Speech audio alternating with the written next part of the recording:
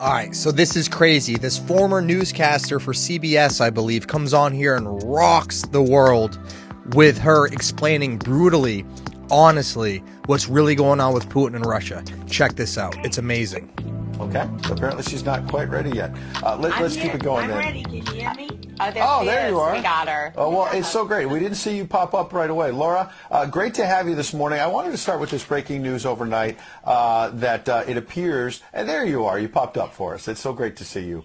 The Daily Mail has a very interesting story that's saying that Vladimir Putin essentially may be running out of bullets, that he might have a week and a half, 2 weeks max. He's losing warplanes, tanks, all the rest of it. He obviously went into this thinking he was going to bulldoze his way through Ukraine. He's obviously caused a lot of destruction. Don't want to minimize the fact there's over 2 million refugees. But this has not gone as well as Vladimir Putin expected. I don't buy it for a second, Ed, I'll be honest with you. I really think that there's so much misinformation. We've never really seen anything like it. I mean, I've been covering wars now for 35 years, and I have never seen people with their nails done in the Ukrainian flag, right? I mean, we're being corralled into this box where we either have to hate Vladimir Putin and believe everything evil that's said about him and love Ukraine, and there's no in between. And that reminds me a lot of you're either, a white supremacist, or you go with the Democrat narrative on everything under the sun. So Vladimir Putin knew exactly what he was doing when he went into Ukraine. The Russian military isn't perfect. They, for example, I've spoken to multiple defense specialists and intelligence specialists from a Defense Intelligence Agency who've studied the Russian military for years.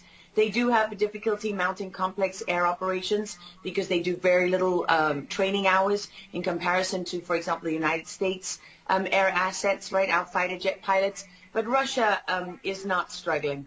What Russia has done from the very beginning has been very strategic. They didn't go straight to Kiev.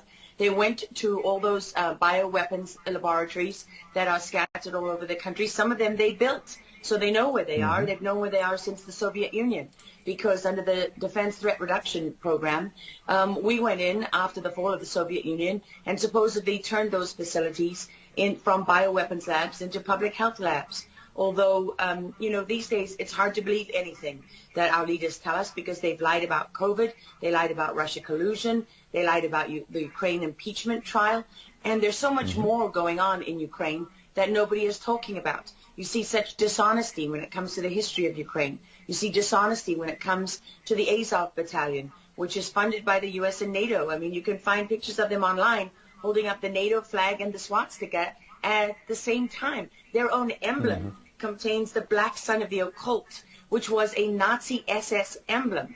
And it also contains the sideways, lightning insignia of the SS. I mean, this is on throughout the Ukrainian military. You can see that black sun of the occult on their body armor, even on the female soldiers who are paraded in front of the world as being, such an example of Ukraine's independence and spirit and nobility. Even they are wearing the black sun of the occult.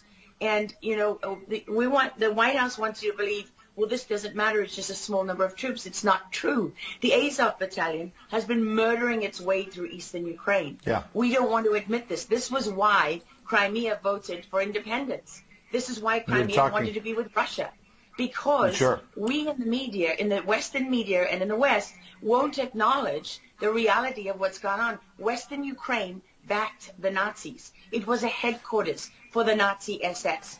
The CIA under Allen Dulles actually gave immunity from prosecution to the Nazis of Ukraine from the Nuremberg trials.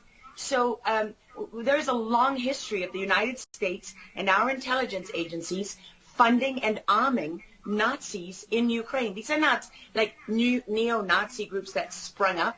These are the actual Nazis from the Second World War, who, if you go back to the Nuremberg trials, said that they were planning for a 1,000-year Reich.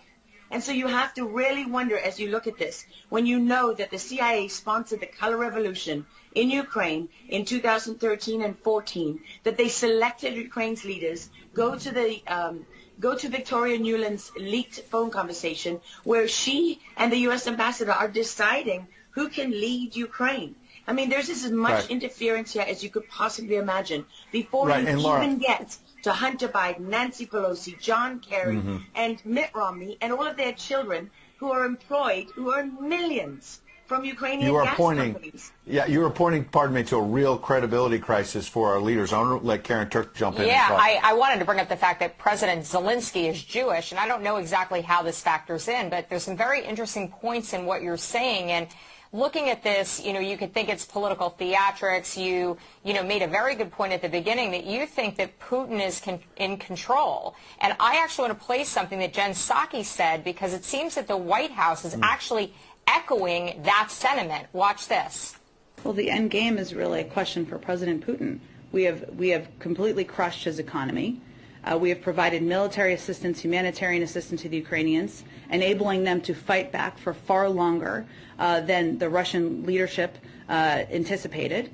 And again, he has to determine what the path forward looks like for him. Thanks, everyone. He's determining what this looks like, and I think that's a lot of what you said, Laura. I'd love to get your thoughts on that, what you just watched.